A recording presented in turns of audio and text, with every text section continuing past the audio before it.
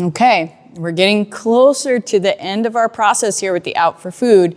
And something that's really interesting that I've noticed with Brock as I'm going throughout this process, one, he's less demanding, he's less pushy. Two, he's less stiff. In other areas that we've been working on, he's less stiff during play, he's less stiff with putting leashes and collars on. This is softening him in other areas. Things I've also noticed is that I can stand pretty close to the bowl now. He can eat next to me. I'm also seeing that he's kind of willingly kind of just moving away from the food. It's not as high of a priority as it used to be. Nope. Which I like. All of that is saying we moved from a dog who was, resource guarding to a dog that just really, really wanted it. Nope. Now a little bit more into a softer dog who can control himself around food. So we're moving on to the next step of the out for food. And this is where we're going to be graduating away from having any type of tie back, pulley, or second handler to move the dog away. Now we're going to be working on having the dog go eat. We are going to walk into the food, and if any type of leash pressure needs to be added at this point, we're going to use just leash and walk into the dog, okay? We need to have a very good relationship here. We need to truly believe that the dog is not going to attack us by this point. If you're still having some hesitation, go back to previous steps, keep working them, and you might need to actually add some corrections in if your dog is not yielding the way that they need to. You can also do this particular step with a muzzle on if you'd like, just to be safe. But if you're still having a dog that's going to be lunging at you, you might have gone too far too fast. So there's just a couple of variations, couple of options that you can do there.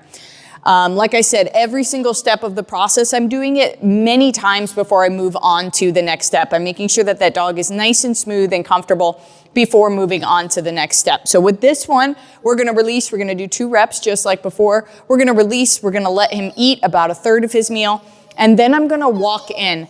I'd love to see him start moving off without me having to say anything, him starting to understand that approach. But even if he doesn't fully grasp that on this step, I can start really incorporating more of that when I get to the last stage, which is the off leash. But it would be awesome if I started seeing a little bit of that. We'll just have to see.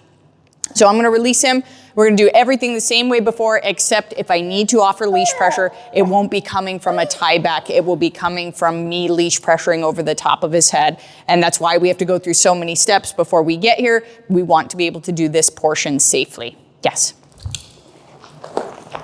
I'm gonna stand kind of far back here so that I can get a nice solid approach on him here.